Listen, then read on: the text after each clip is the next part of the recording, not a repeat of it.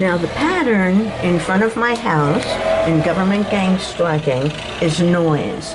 Noise is one of the principal harassment tactics in government gang stalking. What is government gang stalking? This started with the Bush-Cheney administration when they changed FBI guidelines and they made anyone able to be surveilled and harassed by the FBI. So who harasses you and surveils you? The people that harass you and surveil you are your own neighbors, people in the community. In other words, what did Dick Cheney do? He created what I call an American Stasi. He got Citizen Corps, which is first responders, neighborhood watch group members, a lot of people in the health professions. Nurses are outrageous for gang stalking. Firemen, police, ambulance drivers. This program has been going on for 2 decades. My gang stalking started in 2006 when a fireman gang stalk neighbor moved in next door to me. He didn't like my mentally handicapped brother and myself, so he used a suspicious activity report to report us. That's how they do it.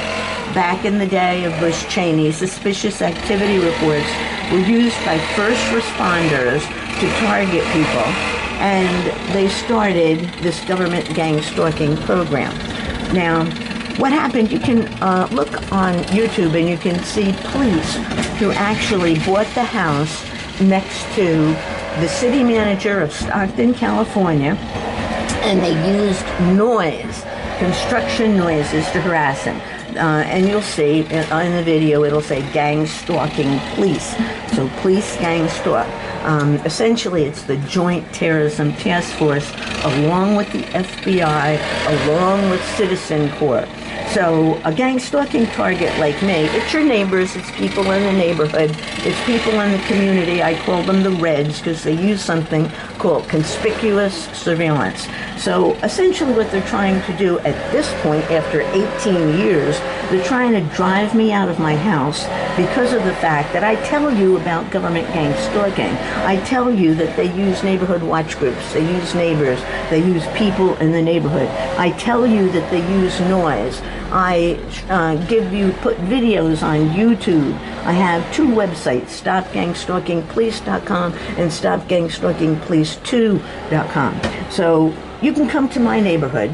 It's a 55-plus neighborhood, very quiet. But you can come in front of my house and you will hear noise in the front of my house, in the back of my house, because noise is one of the big tactics that they use in government gang stalking, in addition to mobbing. In other words, when I open my front door, there'll be somebody that walks in front of my house. They used to do it always in red, but since everybody knows, I call them the Reds, that they use conspicuous surveillance. That's what the FBI calls it. Now they'll just come in front of my house in regular clothes or a regular car. However, in the neighborhood, they use the conspicuous surveillance. Now, unfortunately, I'm 75 years old. I've hurt both my knees. I torn the meniscus, and so I don't go out as frequently as I did. Used to have a little dog, used to take him out every day, and that's when I saw the patterns in the neighborhood.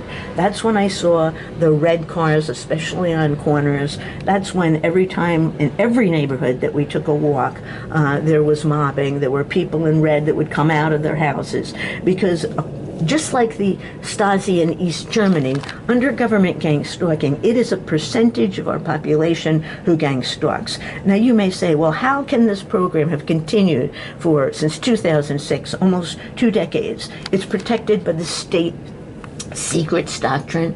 This was started by Dick Cheney. None of his surveillance programs have been investigated. So I'm doing what I do, which is try to show what government gang stalking is like.